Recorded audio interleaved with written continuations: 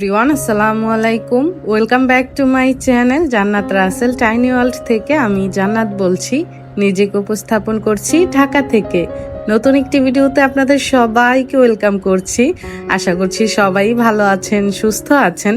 আলহামদুলিল্লাহ, আমরাও ভালো আছি। প্রায় 2 মাস পর আজকে আপনাদের মাঝে একটি ভিডিও শেয়ার করছি। 2 মাস আমার জন্য অনেক আপুরা ওয়েট করেছেন। আমি জানি আপুরা আমাকে নিয়ে অনেক টেনশনও করেছেন। তাদের কমেন্টগুলো পড়লে আসলে বুঝতে পারা যায় অনেক আপুরাই আমার খোঁজ খবর নিয়েছেন। সকল আপুদের জন্য মন থেকে অনেক অনেক ভালোবাসা এবং দোয়া রইল। 2 মাস কোথায় ছিলাম, কেন হঠাৎ হারিয়ে গেলাম? অবশ্যই কোনো কারণ রয়েছে। হঠাৎ করে তো আর কেউ হারিয়ে যায় না কারণ ছাড়া। ভিডিওটি আজকে সকাল থেকে শুরু করেছি। গতকাল রাতে পিঠা বানিয়েছিলাম। এটা হচ্ছে দুধপুলি পিঠা, আর এই পিঠাটা আমার অনেক বেশি পছন্দের। আজকের দিনটি আমাদের জন্য খুব বিশেষ একটি দিন। আজকে আমার ছোট্ট ছেলেটা প্রথম স্কুলে যাবে। এই অনুভূতি আসলে কাউকে বোঝানো যাবে না। ওর এই অনুভূতিটা বা ও যে আজকে প্রথম স্কুলে যাবে, এই মেমোরিটা আমি রেখে দিচ্ছি। ও যখন বড় হবে তখন ও নিজেই দেখতে পারবে। তো তখন ওর মনের অবস্থাটা কেমন হবে? আসলে কিছু কিছু অনুভূতি আছে যেগুলোকে মুখে বলে প্রকাশ করা যায় না, উপলব্ধি করতে হয়। সবাই আমার ছেলেকে দেখে মাশাআল্লাহ বলবেন, আলহামদুলিল্লাহ বলবেন। সবাই দোয়া রাখবেন আমার ছেলেটা যেন একদিন বড় হতে পারে, ওকে যেন ভালো মানুষ বানাতে পারি। সন্তান হচ্ছে এই পৃথিবীর সবচেয়ে বড় নিয়ামত, আর এই নিয়ামতি যখন কুলজুড়ে আলো করে আসে, সঙ্গে আল্লাহ তাআলার রহমত বরকত নিয়ে আসে, তখন কিন্তু জীবনটা আরো বেশি আলোকিত হয়ে যায়। তো তার আগে বলে নিই, এটা হচ্ছে আমার ছেলের স্কুল, মানে আমার 3 ছেলেকেই এই স্কুলে পড়াই, লাইট ফেয়ার স্কুল। তো ভাবলাম ছোটটাকেও দিয়ে দিই। এবছর ওকে ইংলিশ ভার্সনে দিয়েছি, মেজোটাকেও ইংলিশ ভার্সনে দিয়ে দিয়েছি। সবাই দোয়া রাখবেন। আমার আফিফ যখন আমার কোল আলো করে এসেছিল, তখন কিন্তু আল্লাহ তাআলা তার সঙ্গে আমার সংসার, আমার জীবনেও রহমত বরকত দিয়ে দিয়েছে। সত্যি বলতে আফিফ আসার পর থেকে আমার জীবনটা আরো বেশি আলোকিত হয়ে গেছে। আল্লাহ তাআলা আমার জীবনটাকে ভরিয়ে দিয়েছে রহমত বরকত দিয়ে। সবাই দোয়া রাখবেন আমার ছেলেদেরকে যেন ভালো মানুষ বানাতে পারি। মা হিসেবে আমার চাওয়াই একটাই, সন্তানদের যেন ভালো মানুষ বানাতে পারি।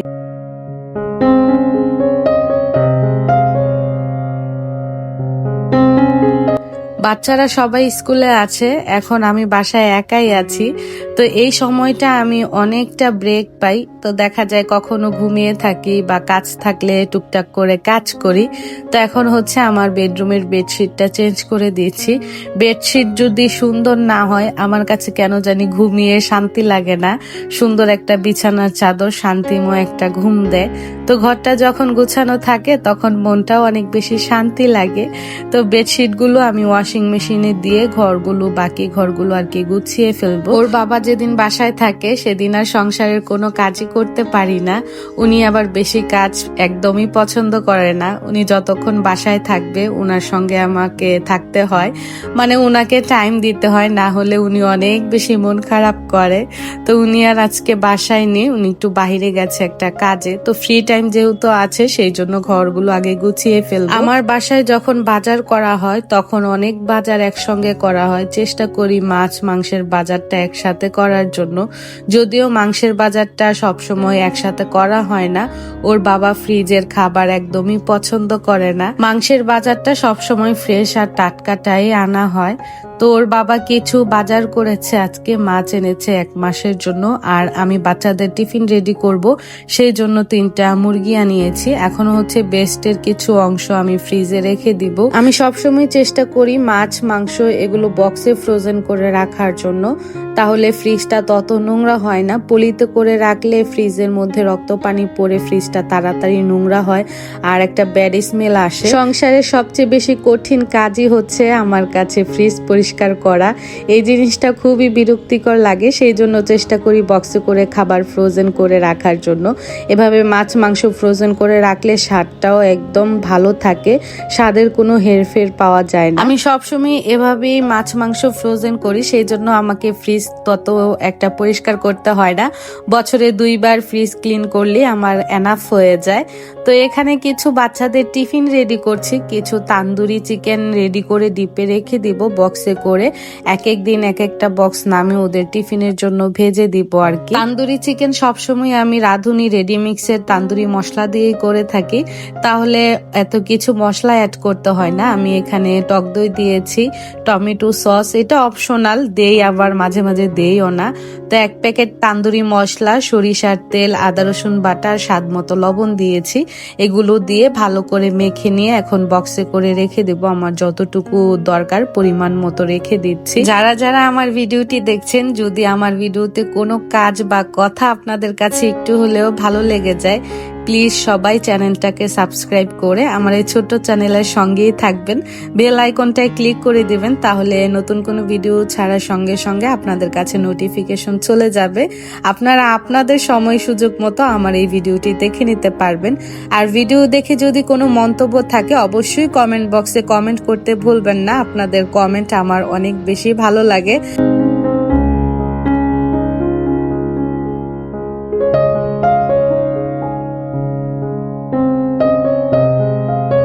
ওর বাবা যখন বাজার থেকে মাছ নিয়ে আসে তখন কেটে নিয়ে আসে, কেটে বড় বড় কয়েকটা টুকরা করে নিয়ে আসে। পিস আমি বাসাই করি প্রয়োজন মতো আর কি।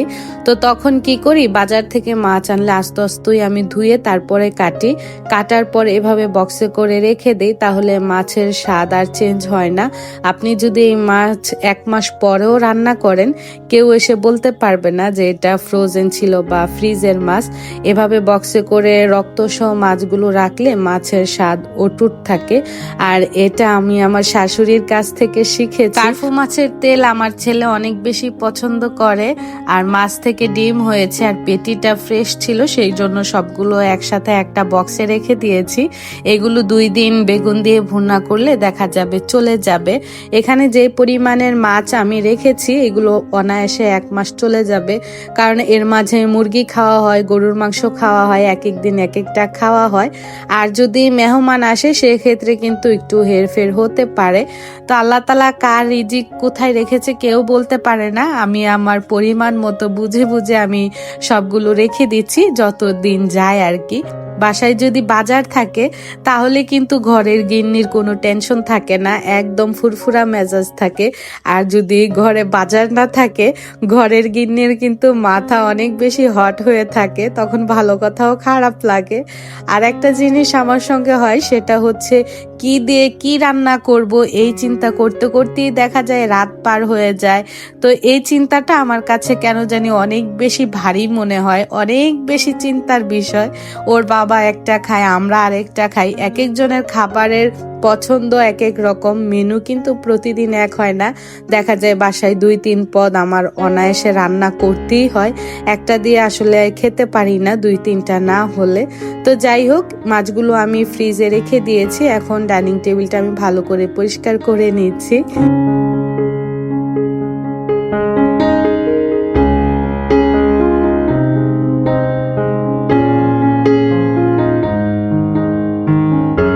দুপুরে যা যা রান্না করব সবগুলো কেটে কুটে আমি রেডি করে নিয়েছি। এখানে লেয়ার মুরগি রান্না করব, লাউ দিয়ে মাছের মাথা করব, আর হচ্ছে একটু মাছের মাথার ঝোল করব। মাছের মাথার এই ঝোলটা আমার শাশুড়ি মার কাছ থেকে শেখা হয়েছে, তো শেখার কোনো শেষ নেই, রেসিপি জানারও কোনো শেষ নেই। তো এখানে আগে হচ্ছে মুরগির মাংসটা বসিয়ে দিচ্ছি। অনেক দিন পর আজকে আপনাদের মাঝে ভিডিও শেয়ার করছি, ভয়েস দিতে বসেছি, সেই জন্য কিন্তু মুখের জড়তা কাটছে না, অনেক বেশি কষ্ট হচ্ছে ভয়েস দিতে বসে। ভয়েসে যদি কোনো রকম বা কথায় যদি কোনো রকম ভুল হয় অবশ্যই ক্ষমা সুন্দর দৃষ্টিতে দেখবেন। যারা নতুন রাঁধুনি আপুরা আছেন তাদের জন্য একটা টিপস, যখন মাছ ভাজি করবেন তখন কিন্তু কড়াইতে ঢাকনা দিয়ে দিয়ে মাছ ভাজি করবেন, তাহলে চুলার চারপাশ আপনার আর তেল চিটচিটে হবে না, আপনাকে চুলাটা তত পরিষ্কারও করতে হবে না, যা পড়বে সবগুলো ঢাকনার মধ্যেই আর কি পড়বে। এভাবে ঢেকে ঢেকে মাছ ভাজি করলে চুলাটা নোংরা হবে না। তো যাই হোক, এখন হচ্ছে এক পাশে মাছ ভাজি করছি, আরেক পাশে হচ্ছে মুরগির মাংসের মশলাটা আমি কষিয়ে নেব। এখানে যা যা মশলা দরকার সবগুলো আমি দিয়ে ভালো করে মশলাটা কষিয়ে নেব। আমার আম্মা সবসময়ই বলে, মাছ বলো মাংস বলো যাই রান্না করো সেটার মশলা যত কষাবা রান্নাটা তত বেশি মজা হবে। আমার রান্নার হাতে খড়ি আমার আম্মার কাছ থেকেই হয়েছে, আর এখন কিছু কিছু রান্না আমার শাশুড়ির কাছ থেকে শিখি, আমার ননদের কাছ থেকে শিখি। দীর্ঘ 2 মাস আমি কোথায় হারিয়ে গিয়েছি, আমি কেন ভিডিও দেইনি, আমি কেমন আছি, আমার পরিবারের সবাই কেমন আছে, আমার শুভাকাঙ্ক্ষীরা অনেকেই তো ভেবেই নিয়েছেন আমি হয়তো আর ইউটিউবে ভিডিও দিব না, আমি ইউটিউবে ভিডিও দেওয়া ছেড়ে দিয়েছি। তো সেই সব আপুদের উদ্দেশ্যে আজকে কথাগুলো বলছি। ফেব্রুয়ারির 1 তারিখে আমার শ্বশুর আব্বা হার্ট অ্যাটাক করেন। ওনার যখন হার্টে অ্যাটাকটা হয়েছে তখন উনি তত একটা বুঝতে পারেনি। উনি ভেবেছিলেন হয়তো ওনার গ্যাস্ট্রিকের ব্যথা বা হালকা ব্যথা হচ্ছে। তো দিন যত গড়াচ্ছিল সারাদিনে ব্যথা তত তীব্র হচ্ছে। ওই দিন আবার আমার হাজবেন্ড গ্রামের বাড়িতে গিয়েছিল। যারা আমার ভিডিও দেখেন তারা তো জানেন আমাদের গ্রামে বাড়ি করা হচ্ছে। তো বাড়ি করার সুবাদে কয়দিন পর পরই উনি গ্রামের বাড়িতে কাজগুলো দেখে আসে কেমন কাজ করছে। তো সেই দিনও উনি গ্রামের বাড়িতে ছিলেন। আব্বার এমন ব্যথা দেখে, মানে দিন যত গড়াচ্ছে ব্যথা তত তীব্র হচ্ছে, এটা দেখে ওনাকে আর বাড়িতে রাখেনি। সঙ্গে সঙ্গে উনি ঢাকা নিয়ে আসে, রাতের মধ্যে ঢাকা আসে। তারপর ইউনিটাইডে ওনাকে ভর্তি করা হয়। ওখানে পরীক্ষা নিরীক্ষা করার পর ডক্টররা বললেন ওনার নাকি হার্টে ব্লক ধরা পড়েছে, ওনাকে চিকিৎসা করানোর দরকার। তো সঙ্গে সঙ্গে পরের দিন সকালে ওনাকে হার্ট ফাউন্ডেশনে ভর্তি করা হয়। সেখানে এনজিওগ্রাম করানোর পর ওনার হার্টে 3টা ব্লক ধরা পড়ে। সময়টা ছিল দেশের সরকার যখন নির্বাচন করা হয়, নির্বাচনের টাইমে, তখন ডক্টররাও ছুটিতে ছিলেন।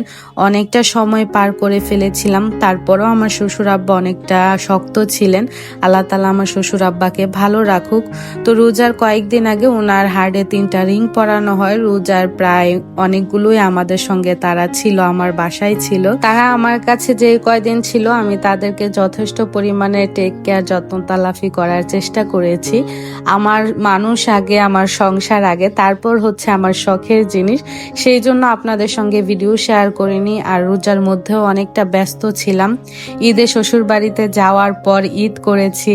তো ঈদের পর বাসায় আসার পর থেকে আমি এত পরিমাণের অসুস্থ ছিলাম, প্রায় 1 মাসের মতো অসুস্থ ছিলাম। আমার বাসার সবাইও অসুস্থ ছিল। সবকিছু নিয়ে আপনাদের সঙ্গে আর ভিডিও শেয়ার করতে পারিনি। আর মন মানসিকতারও একটা ব্যাপার থাকে, মনটা একটু ভালো হোক, স্থির হোক, তারপর ভিডিও শেয়ার করব। তো এভাবে করতে করতে আপনাদের সঙ্গে মানে দূরত্ব হয়ে গেছে। আশা করছি আমার আপুরা বুঝতে পেরেছেন। আমি আসলে ইউটিউব প্ল্যাটফর্ম ছেড়ে দেইনি, যতদিন আল্লাহ রেখেছে। আমি যতদিন থাকবো আমি এই জায়গায় কাজ করে যাব বিনা স্বার্থে।